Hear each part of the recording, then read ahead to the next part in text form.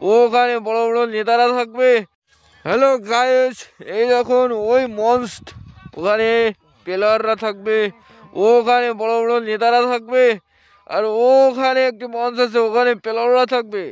আর এইসব প্লেয়ারগুলো সব বল গুলোবে, একটা আছে, ওই দুটো আছে, একটা আছে, সবগুলো বল গুলোবে। আর এই দেখো পিচগুলো সব ঢাকা আছে। এই দেখো গাইস, আমি ব্যাট ধরবো, একটা বল গুলোবে, একটা বল গুলোবে।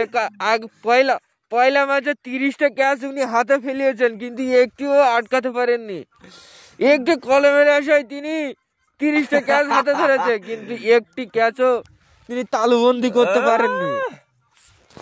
এই ছেলে প্রথম ছক্কাতে এক হাতে ক্যাচ ধরেছে। এই ছেলে আশার ভিতরে খেলাটা হবে, অনেক ভালো লাগছে আমাদের, অনেক ভালো লাগছে। কুয়াশার ভিতরে খেলা হবে, খুবই ভালো লাগছে, খুবই।